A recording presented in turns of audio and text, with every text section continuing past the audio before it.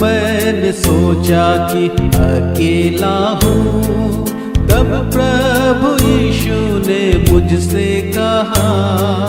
जब मैंने सोचा कि अकेला हूँ, तब प्रभु यीशु ने मुझसे कहा, संसार के अंत तक साथ रहने वाला मैं तेरे साथ हूँ।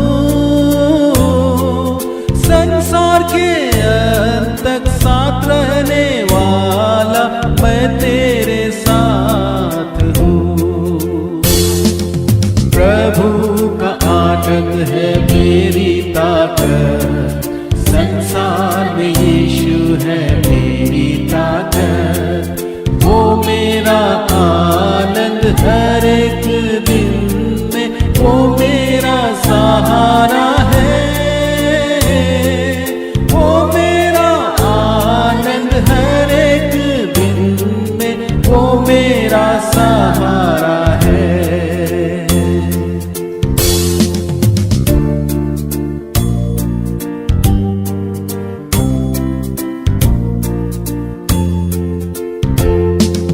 जब मैंने सोचा कि निर्बल हूँ, तब प्रभु यीशु ने मुझसे कहा। जब मैंने सोचा कि निर्बल हूँ, तब प्रभु यीशु ने मुझसे कहा, शक्ति देने वाला, सामर्थ देने वाला मैं तेरे साथ हूँ। शक्ति देने वाला, सामर्थ देने वाला मैं तेरे साथ हूँ। प्रभु का आनंद है मेरी ताकत, संसार में यीशु है मेरी ताकत। वो मेरा आनंद हर एक दिन में, वो मेरा सहारा है। वो मेरा आनंद हर एक दिन में, वो मेरा सहारा है।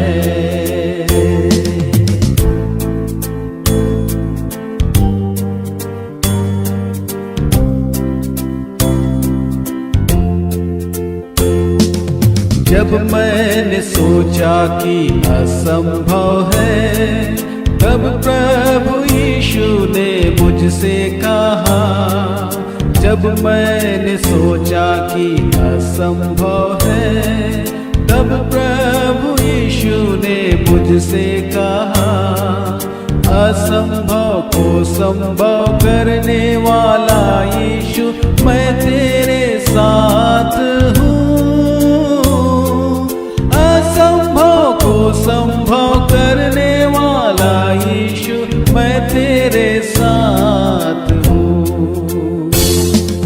प्रभु का आनंद है मेरी ताकत, संसार में यीशु है मेरी ताकत। वो मेरा आनंद हर एक दिन में, वो मेरा सहारा है। वो मेरा आनंद हर एक दिन में, वो मेरा सहारा है। પ્રભુ ઈસુ ખ્રિસ્તના જીવંત અને પ્રેમી નામમાં આપ સર્વનો આજના આ બાઇબલ અભ્યાસના સમયમાં ખાસ રીતે આવકાર કરું છું અને પ્રેમી સલામ પાઠવું છું. ગુજરાત ડાયોસિસની આ જે ઓનલાઈન મિનિસ્ટ્રીની જે વ્યવસ્થા છે તેને માટે આપણે ઈશ્વરના આભારી છીએ. સાથે સાથે માનવંત બિશપ સાહેબ અને તમામ અધિકારીગણ અને આ સ્ટુડિયોની વ્યવસ્થામાં જેઓ મદદરૂપ થાય છે તેવા દીકરા લિયોન અને ભાઈ રેનિસન અને બીજા મિત્રોનો પણ આ સમયે આભાર માનું છું. બાઇબલ અભ્યાસમાં આપણે આગળ જઈએ તે અગાઉ આપણે પ્રાર્થનામાં નમીએ. પ્રાર્થના કરીએ. જીવંત અને પ્રેમાળ ઈશ્વર પિતા, તમારો પુષ્કળ આભાર માનીએ છીએ પ્રભુજી આ સમયને માટે કે જ્યારે અમે તમારા પવિત્ર વચનોનો મનન કરીએ, અભ્યાસ કરીએ અને એ દ્વારા પ્રભુજી તમે અમને જે શીખવવા માંગો છો તે અમે જાણી શકીએ, શીખી શકીએ અને એમ કરીને અમારા જીવનમાં અમે આગળ વધીએ એ માટેની જે તમે વ્યવસ્થા આપો છો, તક આપો છો, બધા માટે અમે આભાર માનીએ છીએ. પ્રાર્થના કરીએ છીએ પ્રભુજી આજનો આ સમય તમે આશીર્વાદિત બનાવો. જેઓ તેમાં ભાગીદાર થાય છે સગડાને પ્રભુજી તમારી આશીષ આપો અને પવિત્ર આત્માના પરાક્રમથી તમે વચનો સમજવાને તમે સહાયને મદદ કરો એવી અમારી પ્રાર્થના છે. અને એમ કરીને અમે સાથે મળીને તમારા વચનોનો અભ્યાસ કરી શકીએ, શીખી શકીએ તે માટે આમ સર્વને તમે સહાય કરો. પ્રભુ ઈસુમાં અમારી પ્રાર્થના સાંભળો. આમેન. બાઇબલ અભ્યાસ જ્યારે આપણે કરી રહ્યા છીએ ત્યારે એક ઉડતી નજર બાઇબલ અભ્યાસની વિવિધ પદ્ધતિઓ પર આપણે કરી લઈએ. અલગ અલગ પ્રકારે બાઇબલ અભ્યાસ કરવામાં આવે છે. એક પદ્ધતિ છે ડિવોશનલ, મનન આધારિત પદ્ધતિ. બીજી પદ્ધતિ છે વિષય આધારિત પદ્ધતિ. એક ચોક્કસ વિષય પસંદ કરવામાં આવે અને બાઇબલના આધારે તેમાંથી અભ્યાસ કરવામાં આવે, ટોપિકલ મેથડ. બીજી એક પદ્ધતિ છે જેને કહેવામાં આવે છે સારાંશ પદ્ધતિ, જેમાં એક અધ્યાય પસંદ કરવામાં આવે અને એ અધ્યાય પર અભ્યાસ કરવામાં આવે. અધ્યાયમાં કઈ કઈ બાબતો છે, એની પૂર્વ ભૂમિકા શું છે, આખા અધ્યાયમાં કયા બનાવો બને છે અને એમ કરીને તેનો અભ્યાસ કરવામાં આવે, જેને કહેવાય છે ચેપ્ટર સમરી અથવા સારાંશ પદ્ધતિ. એક બીજી પદ્ધતિ છે તે તો છે પાત્ર અભ્યાસ પદ્ધતિ. કોઈ એક પાત્ર પસંદ કરવામાં આવે, જેમ કે દાઉદ અથવા પ્રભુ ઈસુ, પાઉલ, અને એમ કરીને કોઈ એક પાત્ર પસંદ કરવામાં આવે અને એ પાત્રના જીવન પર અભ્યાસ કરવામાં આવે. તેના જીવનની સારી બાબતો, માઠી બાબતો અને એમ કરીને એ અભ્યાસ થાય, કેરેક્ટર સ્ટડી. બીજી એક પદ્ધતિ છે નિરીક્ષણ આધારિત પદ્ધતિ કે જેમાં સૂક્ષ્મ બાબતોનું અવલોકન કરવામાં આવે અને જેઓ ઊંડાણપૂર્વક અભ્યાસ કરે છે, અભ્યાસુઓ છે, તેઓ એનો ખાસ ઉપયોગ કરે છે ઇન્ડક્ટિવ મેથડ. ઐતિહાસિક અને સાંસ્કૃતિક બાબતોને ધ્યાનમાં રાખીને અભ્યાસ કરવામાં આવે છે બીજી એક પદ્ધતિ દ્વારા. બાઇબલના વિદ્વાનો જે પદ્ધતિનો ઉપયોગ કરે છે એક્સપોઝિટરી મેથડ, વ્યાખ્યાત્મક અભ્યાસ, એ પણ એક રીત છે. આજે જ્યારે આપણે બાઇબલ અભ્યાસ કરવા માંગીએ છીએ ત્યારે જે પદ્ધતિનો ઉપયોગ કરવા માંગીએ છીએ તે છે શબ્દ અભ્યાસ પદ્ધતિ, વર્ડ સ્ટડી.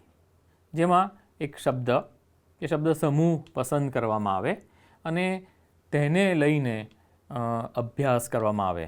બાઇબલમાં એ ક્યાં વપરાય છે, તેનો અર્થ શું થાય છે અને એ દ્વારા એ તેની આસપાસની બાબતોનો અભ્યાસ કરવામાં આવે અને એમ એ શબ્દને પસંદ કરીને ઊંડાણપૂર્વક અભ્યાસ થાય. તેને કહેવાય છે વર્ડ સ્ટડી અથવા શબ્દ અભ્યાસ પદ્ધતિ.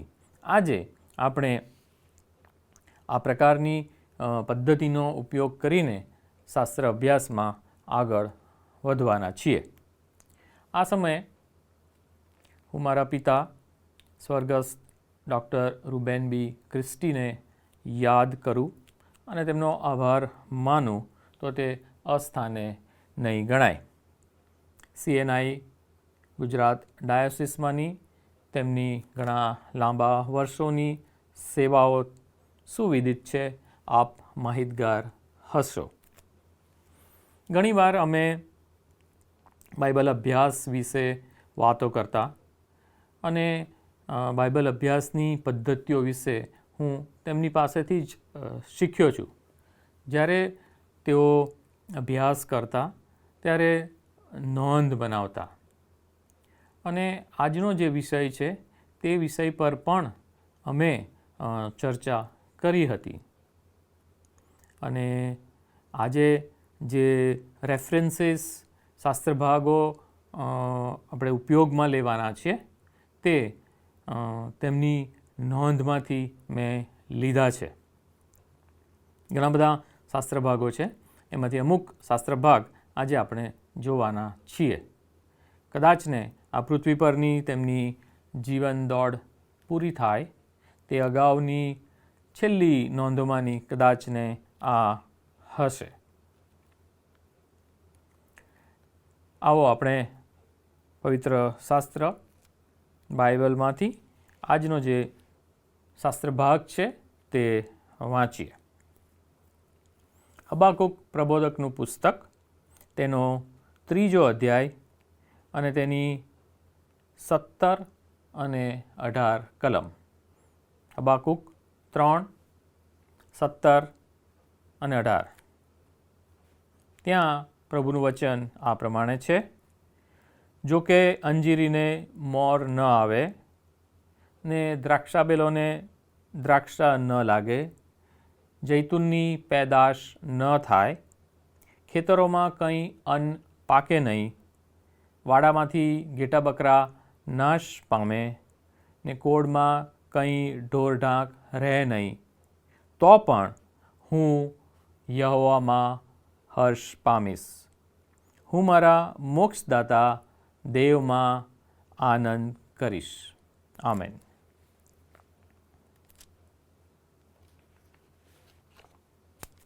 આપણા જીવનમાં ઘણીવાર એવી પરિસ્થિતિઓ આવે છે કે જ્યારે ઘણી મહેનત કરવા છતાં પરિણામ ના મળતું હોય, નુકસાન કે દુઃખ કે મુશ્કેલીઓનો સામનો કરવો પડે, પ્રાર્થનાનો જવાબ જાણે કે બહુ મોડો મળતો હોય તેવું લાગે, પરિસ્થિતિ વિપરીત અને વિરુદ્ધની થઈ ગઈ હોય એવું અનુભવાય, નિરાશા, હતાશા, ખાલીપણું એવું અનુભવાય. જો આજનું વચન જે આપણે હમણાં વાંચ્યું તેના પર જો વિચાર કરીએ તો ત્યાં પણ આવી જ પરિસ્થિતિ જોઈ શકાય છે. આજના આ વચનને આપણે 3 ભાગમાં વહેંચી શકીએ છીએ. હબાકુક પ્રબોધક આ વચનમાં એ પ્રથમ ભાગમાં એ સમયની પરિસ્થિતિનું વર્ણન કરે છે. આપણે વચનને 3 ભાગમાં વહેંચી રહ્યા છે. પ્રથમ ભાગ છે જ્યાં પરિસ્થિતિ શું છે, હાલની પરિસ્થિતિ શું છે તેનું વર્ણન છે. પરિસ્થિતિ કેવી હતી? અંજીર નથી, દ્રાક્ષા નથી, પાક નથી, ઘેટા બકરા નથી, ઢોરઢાંક નથી. એનો અર્થ શું છે? કે આર્થિક મુશ્કેલી છે, તંગી છે, નિષ્ફળતા છે, અનિશ્ચિતતા છે અને ભવિષ્યનો ભય છે.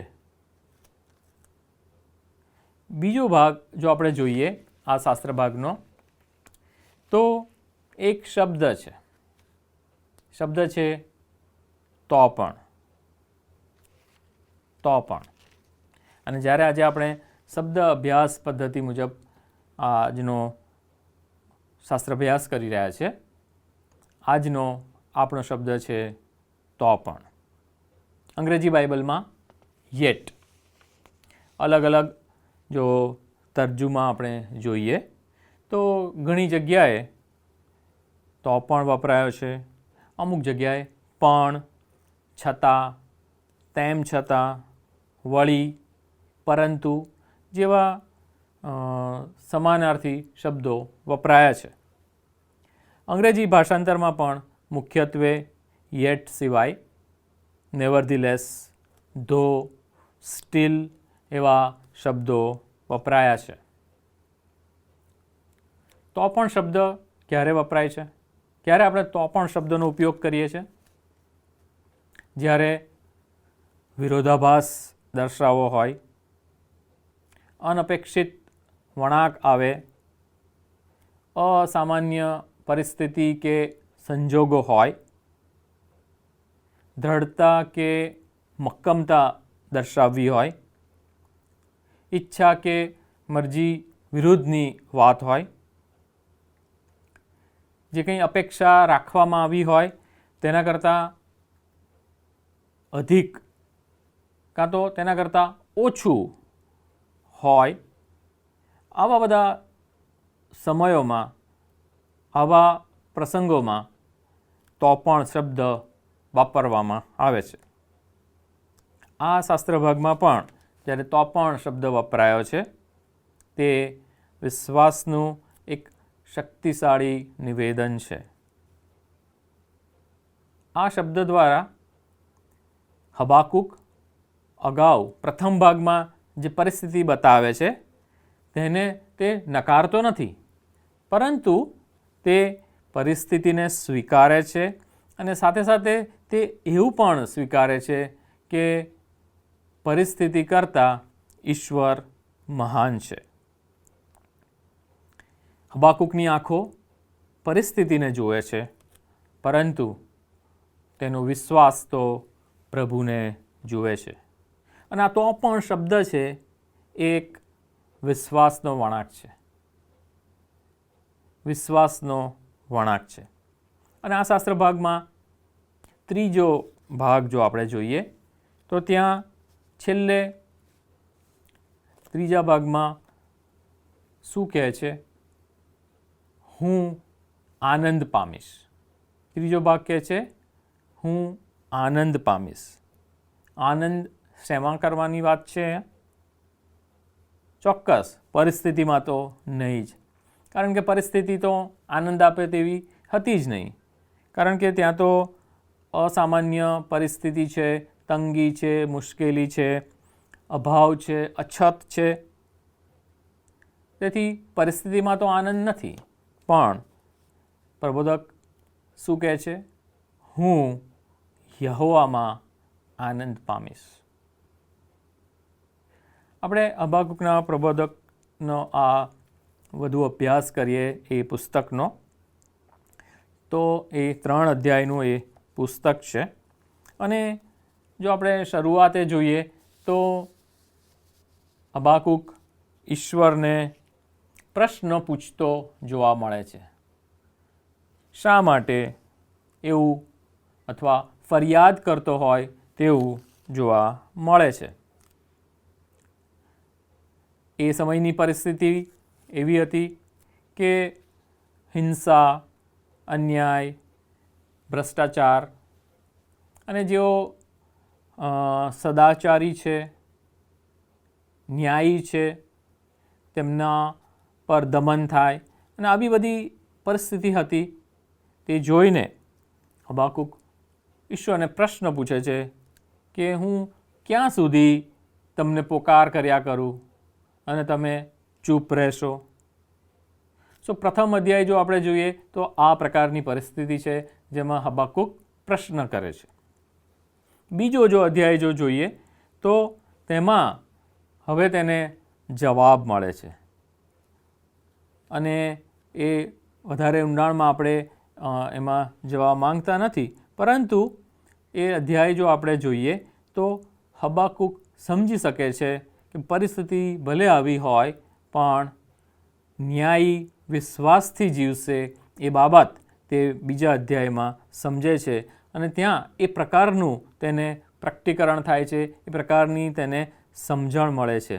અને તે સમજી શકે છે કે યહોવા પોતાના પવિત્ર મંદિરમાં છે અને આ બાબત તેના માટે એક ટર્નિંગ પોઈન્ટ કે વળાંક છે.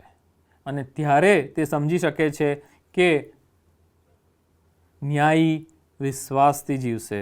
અને હવે તે દલીલો અને પ્રશ્નો કરવાનું બંધ કરે છે અને તે સાંભળવા માટે તૈયાર થાય છે. અને ત્યારે તે સમજી શકે છે કે કશું સમજાય ના તેવી પરિસ્થિતિ હોય ત્યારે પણ ઈશ્વર એવા ને એવા જ છે અને ઈશ્વર બધી જ પરિસ્થિતિઓથી પર છે અને તેમના પર વિશ્વાસ રાખવાથી ન્યાયી જીવી શકે છે. એને તો એવું લાગતું હતું કે આ કેવી રીતે આ પરિસ્થિતિમાં રહેવાય, અને ત્યાં આપણે જોઈ શકીએ છીએ કે તેનો આખો દૃષ્ટિકોણ બદલાઈ જાય છે. અને ત્રીજા અને છેલ્લો અધ્યાય તો તે તેની પ્રાર્થનાનો અધ્યાય છે. અને તે ત્યાં સમર્પણની ભાવના સાથે કહે છે, ભલે ગમે તેમાં પ્રશ્ન હોય, પરિસ્થિતિ ગમે તેવી વિપરીત હોય, તો પણ હું મારા મોક્ષદાતા દેવમાં આનંદ કરીશ, હર્ષ પામીશ. અને એમ કરીને આ 3 અધ્યાય આપણે જોઈ શકીએ છીએ. અહીંયા તે વિશ્વાસ કરે છે. મુશ્કેલીઓ નથી એવું નહીં, મુશ્કેલીઓ તો છે જ, તેમ છતાં તે વિશ્વાસ કરે છે. પ્રારંભમાં પ્રશ્ન પૂછે છે, પરંતુ અંતે તે વિશ્વાસ સુધી પહોંચે છે. અને એમ આ ફકરાને, આ શાસ્ત્રભાગને જો આપણે એક ટાઇટલ આપીએ તો આપણે કહી શકીએ, અભાવ વચ્ચેનો તો પણ. આજનો જે આપણો શબ્દ છે, તો પણ. હબાકુક કહે છે, તો પણ હું મારા મોક્ષદાતા દેવમાં આનંદ કરીશ. તો પણ શબ્દો ઘણી બધી જગ્યાએ વપરાયા છે. આશરે 100 જેટલી જગ્યાએ તે વપરાયા છે. તો પણ શબ્દ ઘણી બધી જગ્યાએ એક આધ્યાત્મિક વળાંક દર્શાવે છે.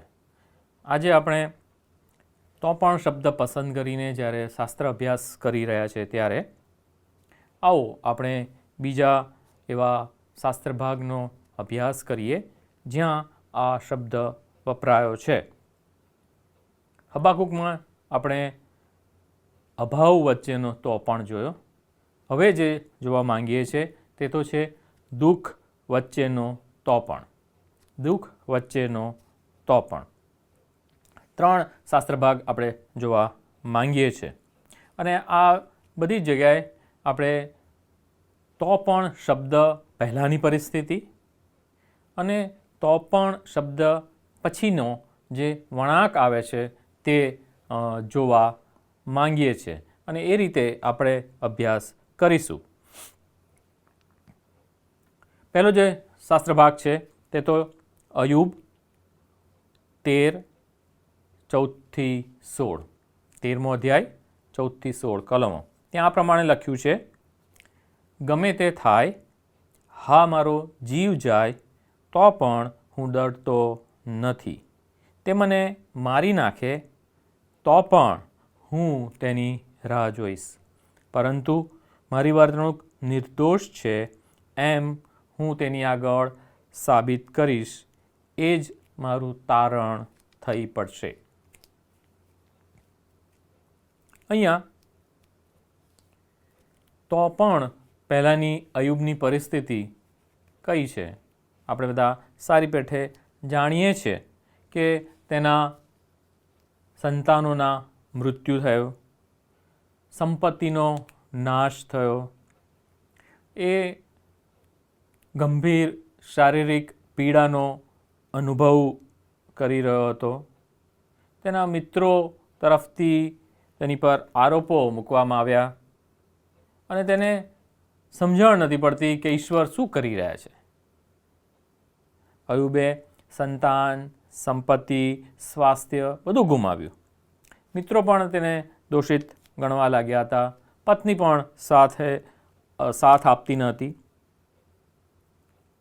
હવે તો પણ પછીનો જે વળાંક છે એ જો આપણે જોઈએ, આવું છે, આવી પરિસ્થિતિ છે, તો પણ અયુબ શું કહે છે?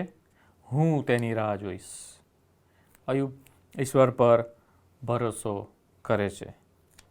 તે મને મારી નાખે તો પણ હું ઈશ્વરની રાહ જોઈશ, હું ઈશ્વર પર ભરોસો રાખીશ. પરિસ્થિતિ સમજાય તેવી નથી, તેમ છતાં તે ઈશ્વર પરનો ભરોસો છોડતો નથી. બીજો જે શાસ્ત્ર ભાગ છે આ દુઃખ વચ્ચેના તો પણ માટે, તે તો છે ગીતશાસ્ત્ર અને તેનું 73મું ગીત અને તેનું 26મું વાક્ય.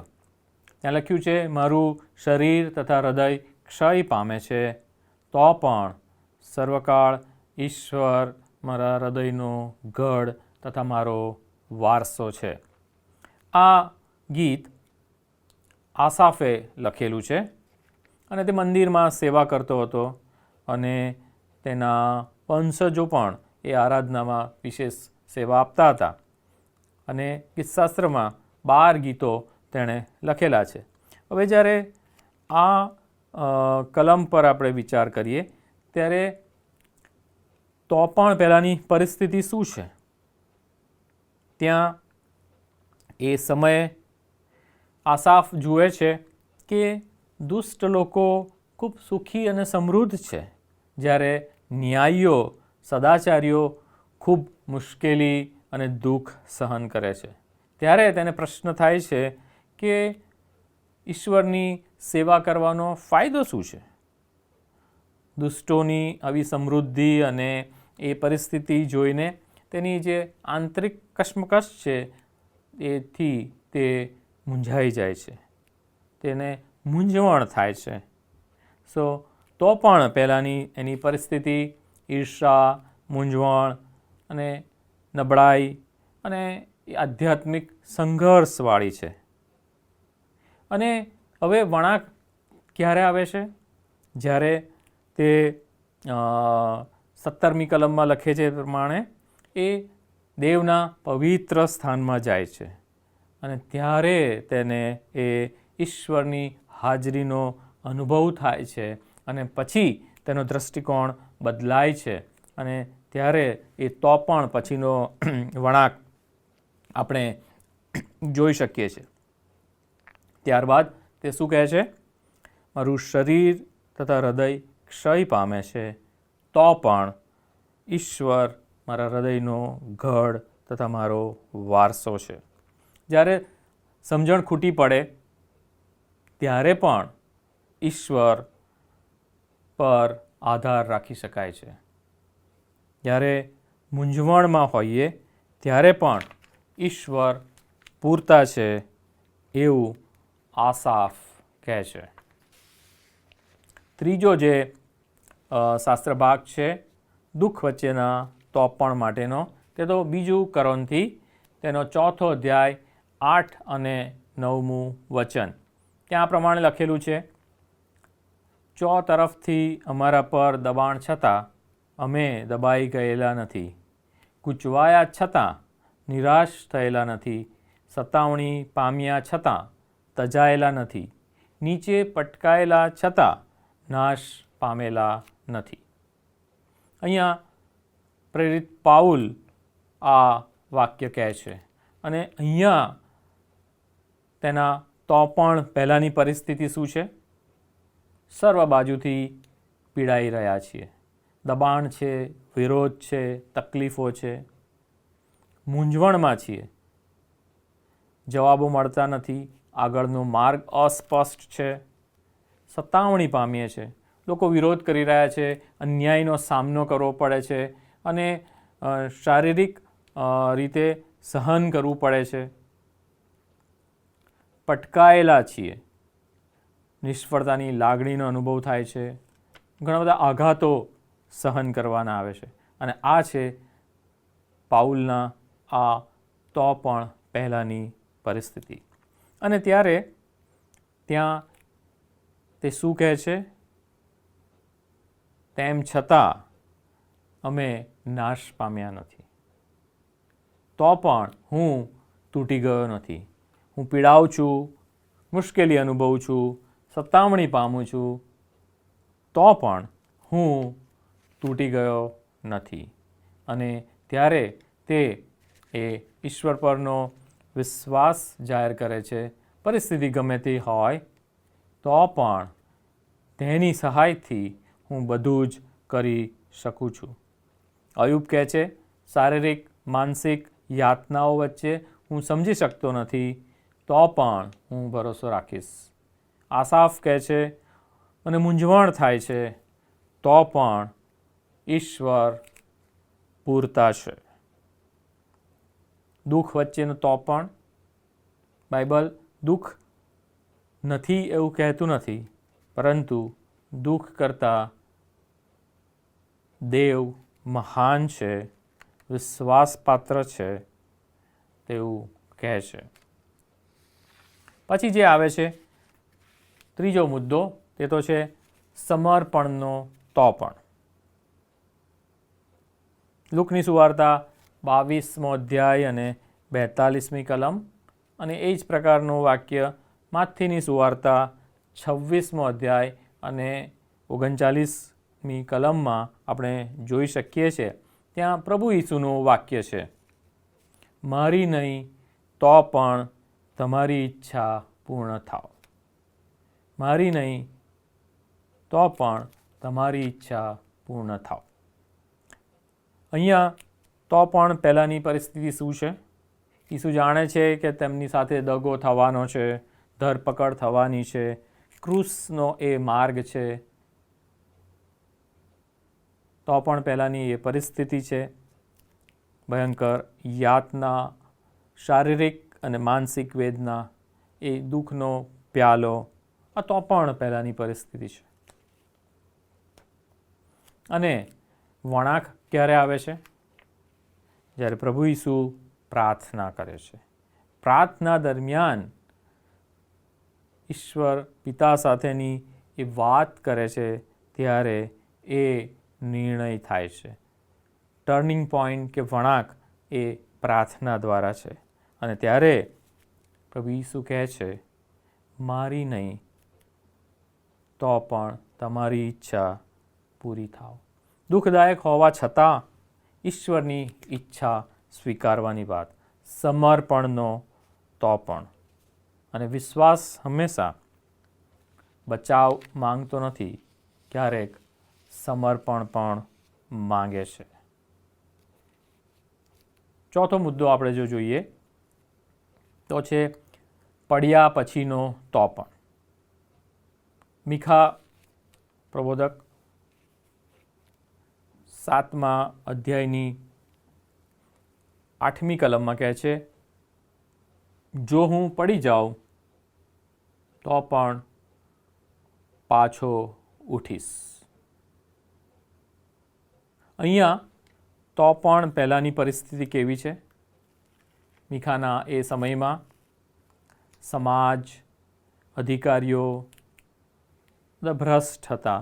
ખૂબ જ ભ્રષ્ટાચાર આજુબાજુ હતો, જાણે કે ન્યાય ક્યાંય દેખાતો નહોતો. અને એ તો પણ પહેલાંની પરિસ્થિતિ અંધકાર, નિષ્ફળતા, પતન, અપમાન, આવી પરિસ્થિતિ હતી. ત્યારે મીખા આ પ્રમાણે કહે છે, હું યહોવાની રાહ જોઈશ.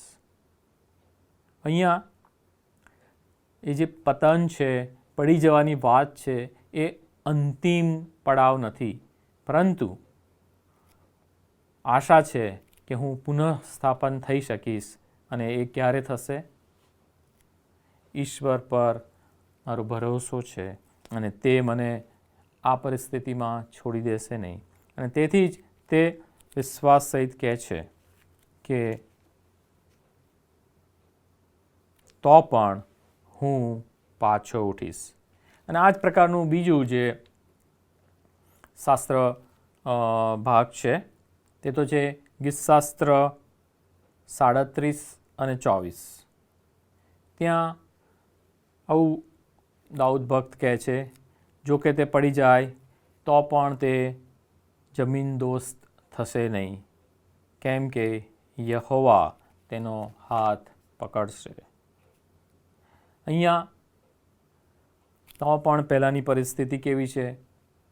નિષ્ફળતા છે, લથડી જવાની, કમજોર એવી પરિસ્થિતિ છે. દેખાય છે કે ન્યાયીઓ લથડી રહ્યા છે અને દુષ્ટો તો જાણે સફળ થઈ રહ્યા છે. ત્યારે દાઉદ એ ન્યાયીઓને કહે છે, જો કે પડી જવાય તો પણ જમીનદોસ્ત તો નહીં થવાય, કારણ કે યહોવા હાથ પકડીને ઊભા કરશે.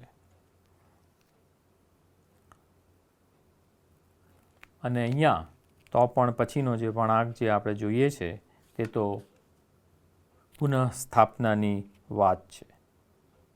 આપણા હાથ કરતાં ઈશ્વરનો હાથ મજબૂત છે. નિષ્ફળતા કે કોઈ એક સમયનું એ પતન એ અંતિમ બાબત નથી. ઈશ્વર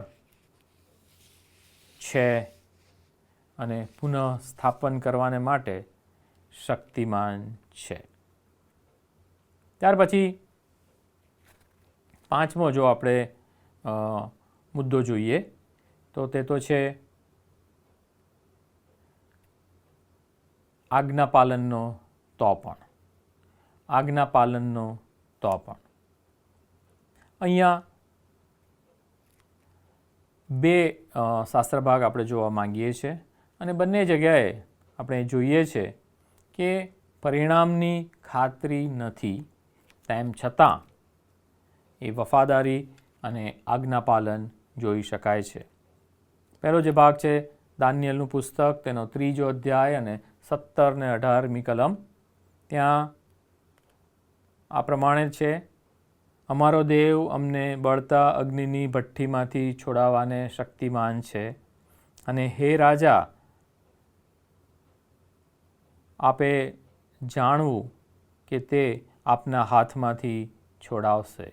પણ જો નહીં છોડાવે તો પણ આપે ખચિત જાણવું કે અમે આપના દેવોની ઉપાસના કરીશું નહીં.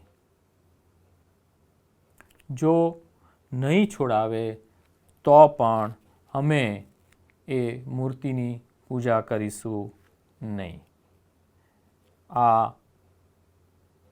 દાનિયેલના 3 મિત્રો સાદ્રાક, મેશાક અને અબેદનગો કહે છે. અહીંયા એ તો પણ પહેલાંની પરિસ્થિતિ શું છે? અગ્નિની ભઠ્ઠીનો ભય છે. અગ્નિની ભઠ્ઠીનો ભય છે. અને તો પણ પછીનો એ જે વળાંક છે તે શું છે? અડગ વફાદારી. અડગ વફાદારી, આજ્ઞાપાલન. અને આ જ પ્રકારનું બીજું જે વાક્ય આપણે જોવા માંગીએ છીએ તે તો છે એસ્તરનું પુસ્તક, તેનો 4થો અધ્યાય અને 16મી કલમ. ત્યાં પ્રમાણે લખ્યું છે, તો પણ હું રાજાની હજુરમાં જઈશ, જો મારો નાશ થાય તો ભલે થાય. તો પણ પહેલાંની પરિસ્થિતિ શું છે? રાજા પાસે તેની પરવાનગી વગર જવામાં મૃત્યુ થઈ શકે તેમ છે. અને તો પણ પછીની જે પરિસ્થિતિ છે તે તો છે પોતાના લોકો માટે બચાવ કરવાની એ હિંમત છે. પોતાના લોકો માટે બચાવ કરવાની એ ખાસ હિંમત ત્યાં એસ્તર રાણી બતાવે છે. ઈશ્વર કદાચને મારી અપેક્ષા મુજબ ન કરે તો પણ હું વફાદાર રહીશ, એવું આ બંને આજ્ઞાપાલનના તો પણ બતાવે છે.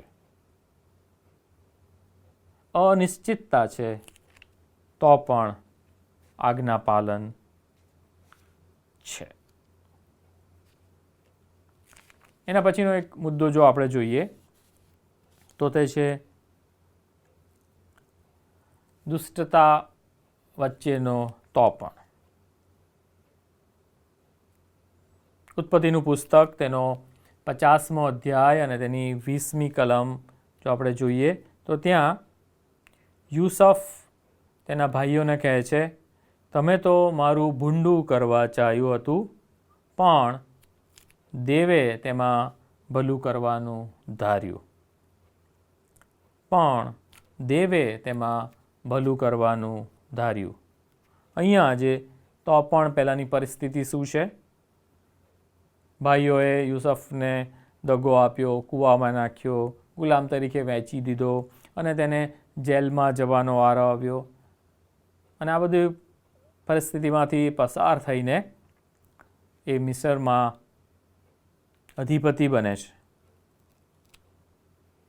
દગો, અન્યાય, પીડા, વર્ષોનું દુઃખ, આ એ તો પણ પહેલાંની પરિસ્થિતિ છે. અને વળાંક એના જીવનમાં ક્યારે આવે છે?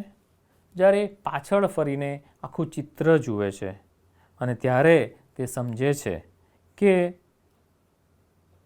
ભલે આસપાસ દુષ્ટતા હતી, તેમ છતાં ઈશ્વર એ બધામાં કાર્યરત હતા અને ઈશ્વર તેમની ખાસ પ્રકારની યોજના એ દ્વારા પરિપૂર્ણ કરી રહ્યા હતા.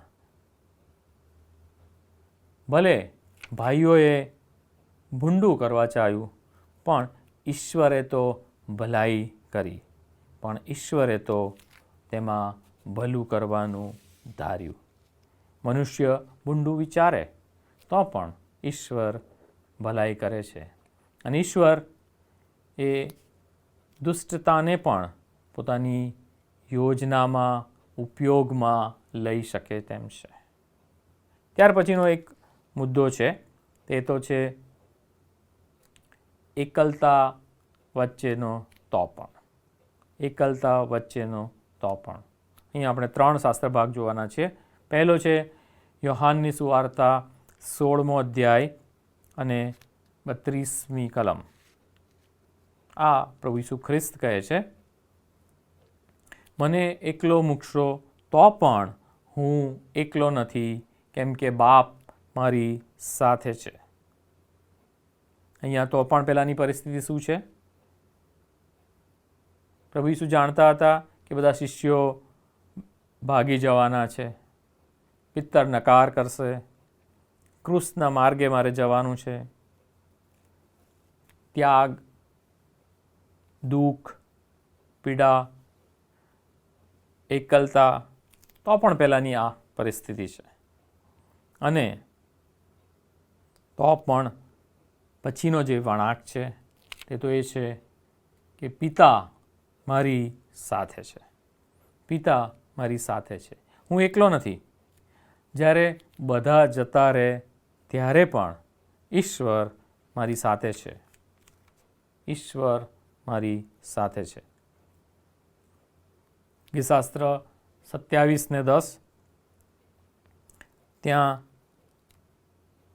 દાઉદ વિરોધ અને જોખમ અને એવી બધી પરિસ્થિતિઓની વચ્ચે એ પ્રાર્થના કરે છે અને ત્યારે તે કહે છે, મારા બાપે તથા મારી માએ મને તજી દીધો છે, પણ યહોવા મને સંભાળશે. અહીંયા તો પણ પહેલાંની પરિસ્થિતિ એકલતા, ત્યાગ, અસ્વીકાર એ પ્રકારની છે. અને તો પણ પછીનો જે વળાંક છે તે તો હું યહોવાની દયાનો અનુભવ કરીશ, યહોવા મને સંભાળશે. ઈશ્વરનો પ્રેમ માણસોના પ્રેમ કરતાં વધારે સ્થિર છે. અહીંયા ઈશ્વર સ્વીકારે છે, સંભાળે છે, એ તો પણ પછીનો એ વળાંક છે. યશાયા 49, 15 અને 16 ત્યાં લખે છે, સ્ત્રી પોતાના ધાવણા બાળકને ભૂલી જાય તો પણ હું તને ભૂલીશ નહીં. તો પણ પહેલાંની અહીંયા પરિસ્થિતિ શું છે? ઇસરાયેલને લાગે છે કે ઈશ્વરે અમને તજી દીધા છે, ઈશ્વર અમારાથી દૂર થઈ ગયા છે. નિરાશા અને હતાશાની એ લાગણી છે. ત્યારે પ્રબોધક યશાયા એ ઈશ્વરનો સંદેશ આપે છે અને એ નિરાશ થયેલી પ્રજાને ખાસ પ્રકારે આશ્વાસન આપે છે. અને ત્યારે એ તો પણ પછીનો વળાંક એ છે કે તેમને એ ખાતરી મળે છે કે ઈશ્વર ભૂલી જતા નથી. ઈશ્વર હંમેશા તેમને યાદ રાખે છે. અને યશાયા 49માં આગળ આપણે જો જોઈએ તો ત્યાં લખે છે કે મેં તને મારી હથેળી પર કોતરી છે. આ જે આપણે વિવિધ તો પણ શબ્દો જ્યાં આવે છે તેવા થોડા શાસ્ત્ર ભાગોનો અભ્યાસ કર્યો. આવા બીજા ઘણા શાસ્ત્ર ભાગો પવિત્ર શાસ્ત્રમાં છે. સમય મળે આપ તેનો પણ અભ્યાસ કરી શકશો. અને એ માટે કંઈક 3 વિષય પણ હું તમને આપી શકું કે જ્યારે તમે અભ્યાસ કરો એના પર વિચાર કરી શકો. આશાનો તો પણ, નિરાશા વચ્ચે આશા, નબળાઈમાંથી ધીરજ અને સ્થિરતા તરફ લઈ જતો તો પણ, ન્યાય વચ્ચે દયાનો તો પણ. પ્રકટીકરણમાં પણ 7 મંડળીઓને જ્યારે પત્ર લખવામાં આવે છે ત્યારે ત્યાં તેમને ચેતવણી આપતા તો પણ લખવામાં આવ્યા છે. તો પણ મારે તારી વિરુદ્ધ આ બાબતો છે. સો એ તમે અભ્યાસ કરી શકો છો. આ જ બાબતોને આપણે કદાચ જો બીજી રીતે જોવા માંગીએ તો એનું બીજી રીતે વર્ગીકરણ કરી શકીએ કે આ તો પણ વચનો કોણ બોલે છે. જે આપણે અભ્યાસ કરી ગયા એને જો આપણે વર્ગીકરણ કરીએ તો 3 ભાગમાં કરી શકાય. એક ભાગ છે ઈશ્વર એ વચનો કહે છે, બીજો ભાગ છે પ્રભુ ઈસુ એ વચનો કહે છે, અને ત્રીજો ભાગ છે એ વ્યક્તિઓ, માનવીઓ અને એ પ્રભુના સેવક સેવિકાઓ એ વચનો કહે છે. ઈશ્વર જ્યારે એ તો પણ વચનો કહે છે ત્યારે એનો મુખ્ય વિષય છે દયા. ઈશ્વરે તેમના એ જે કરારો સ્થાપન કર્યા છે તેની વફાદારી, અને ન્યાય અને કૃપા આ એમના મુખ્ય વિષયો છે જ્યારે તેઓ તો પણ વચન કહે છે. પ્રભુ ઈસુ જે તો પણ વચન કહે છે તેમાં આપણે સમર્પણ, વિશ્વાસ, આજ્ઞાપાલન અને કૃપા સાથે સુધારણા કે ચેતવણી એ જોઈ શકીએ છીએ. અને જે વ્યક્તિઓ દ્વારા તો પણ બોલાયા છે તેમાં આશા, વિશ્વાસ, ઈશ્વરની સ્તુતિ, પુનઃસ્થાપના એવા વિષયો આપણે જોઈ શકીએ છીએ. તો પણ જે વચનો છે એ વિશ્વાસની એક ખાસ ભાષા છે.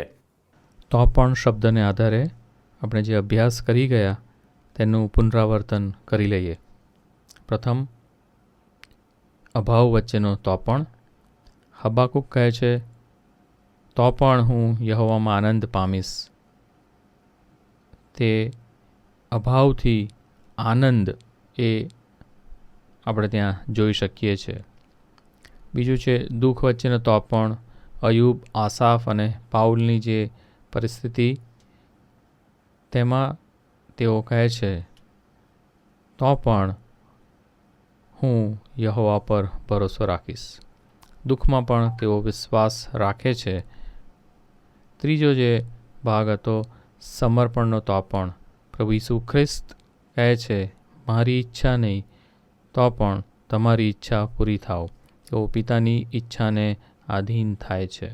ચોથો, પડ્યા પછીનો તો પણ મીખા પ્રબોધક કહે છે, જો કે પડી જાઉં તો પણ પાછો ઉઠીશ. ફરી ઊભા થવાનો નિર્ણય ત્યાં છે. પતનથી પુનઃ સ્થાપનાની વાત છે. પાંચમો મુદ્દો, અનિશ્ચિતતા વચ્ચે આજ્ઞાપાલનનો તો પણ. 3 સંતો અને એસ્તરની વાત આપણે જોઈ ગયા. તેઓ કહે છે, તો પણ હું જોખમ ખેડીશ.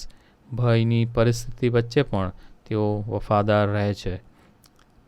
છઠ્ઠો જે મુદ્દો હતો દુષ્ટતા વચ્ચેનો, તો પણ યુસફ કહે છે તેમના ભાઈઓને, તમે તો મારા માટે ભૂંડું વિચાર્યું, પણ ઈશ્વરે તેમાં ભલું કર્યું. ઈશ્વરનો હેતુ તે જુએ છે, તેના પર વિશ્વાસ કરે છે. સાતમો મુદ્દો એકલતા વચ્ચેનો, તો પણ દાઉદ, પાઉલ અને પ્રભુ ઈસુ વિશે આપણે જોઈ ગયા. અને તેઓ કહે છે, તો પણ ઈશ્વર મારી સાથે છે. ઈશ્વરની હાજરીનો તેઓ અનુભવ. એકલતામાં પણ એ દૈવી સંઘાત છે, એ વિશ્વાસ તેઓ જાહેર કરે છે. બાઇબલના આ તો પણ વચનો શક્તિશાળી એવા વિશ્વાસના શબ્દો છે. આજે આપણે પોતે પોતાના વિશે વિચાર કરી શકીએ. મારા જીવનમાં આજે કઈ પરિસ્થિતિ વચ્ચે મારે તો પણ કહેવાની જરૂર છે? હું થાક્યો છું તો પણ, હું સમજી શકતો નથી તો પણ, બધું ખાલી છે તો પણ, નિરાશ કે હતાશ છું તો પણ, પડી ગયો છું તો પણ. હબાકુક કહે છે, મારી પરિસ્થિતિ અભાવની છે તો પણ હું યહોવામાં આનંદ પામીશ, દેવમાં હર્ષ પામીશ. આજે મારા જીવનમાં કયું તો પણ છે? આજે મારા જીવનમાં કયું તો પણ છે? દુઃખ વચ્ચેનું તો પણ. હું દુઃખી છું તો પણ શું હું દેવ પર ભરોસો રાખીશ? પરિસ્થિતિ મુશ્કેલ છે તો પણ શું હું ઈશ્વરની એ વિશ્વાસ પાત્રતામાં આરામ પામીશ? સમર્પણનો તો પણ. મારી ઈચ્છા જુદી છે તો પણ શું હું દેવની ઈચ્છા સ્વીકારીશ? પડ્યા પછીનો તો પણ. હું નિષ્ફળ ગયો છું, નબળો પડ્યો છું તો પણ હું વિશ્વાસ રાખું છું કે ઈશ્વર મને ઊભો કરશે, આગળ લઈ જશે. અનિશ્ચિતતા વચ્ચે આજ્ઞા પાલનનો તો પણ. ભવિષ્ય સ્પષ્ટ નથી તો પણ શું હું આજ્ઞા પાલન કરીશ? ઈશ્વરને વફાદાર રહીશ. પરિણામની ભલે ખાતરી નથી, તેમ છતાં શું હું એવું કરીશ? દુષ્ટતા વચ્ચેનો તો પણ. ઈશ્વર પોતાનું સર્વ સમર્થપણું બતાવે છે, એ હું માનીશ. લોકો ભલે મારી સાથે ગમે તે કરે, અન્યાય કરે, ખોટું કરે, પણ ઈશ્વર ભલા છે, ભલાઈ કરે છે, એવું હું યાદ રાખીશ. એકલતા વચ્ચેનો તો પણ. ભલે એકલવાયુપણું લાગે, પણ ઈશ્વર મારી સાથે છે, એવું શું હું માનીશ? પ્રાર્થનાનો જવાબ મોડો મળે, બધું ખાલી લાગતું એવું થાય, લોકો સમજે નહીં, તકલીફ હોય તો પણ હબાકુકની જેમ યહોવામાં આનંદ પામીશ. પ્રાર્થના કરીએ. જીવંત અને પ્રેમાળુ ઈશ્વર પિતા, આભાર માનીએ છીએ પ્રભુજી આજના આ સમયને માટે કે જ્યારે અમે તમારા પવિત્ર વચનોમાંથી અભ્યાસ કરી શક્યા.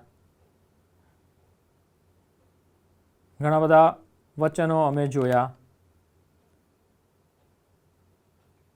એ તો પણ પરિસ્થિતિને અને ત્યારબાદના નિર્ણયને અલગ કરે છે. તો પણ પહેલાંની પરિસ્થિતિ ભલે મુશ્કેલ, અઘરી, અસ્વીકાર્ય હતી, તેમ છતાં નિર્ણય પ્રભુજી તમારા પર વિશ્વાસ રાખવાનો હતો. આજે તમે અમને એ વાત બતાવી છે, શીખવી છે, ત્યારે પ્રભુજી અમારા જીવનોમાં પણ જ્યારે જ્યારે અમે એવી પરિસ્થિતિમાંથી પસાર થઈએ ત્યારે એ તો પણ પરિસ્થિતિને પેલે પાર તમારા પર વિશ્વાસ કરવા તમે અમારી મદદ કરો. ફરીને એકવાર પ્રભુજી આ સમયને માટે, વ્યવસ્થાને માટે, તમારા પવિત્ર વચનોને માટે અને પવિત્ર વચનના ખુલાસાને માટે તમારો આભાર માનીએ છીએ. જો આ શાસ્ત્ર ભાગમાં અભ્યાસમાં જોડાયા સર્વને તમારી આશીષ આપો અને તમારા વચનો વધુને વધુ સમજવાને તમારી કૃપા પૂરી પાડો. પ્રભુ ઈસુમાં મારી પ્રાર્થના સાંભળો. આમેન.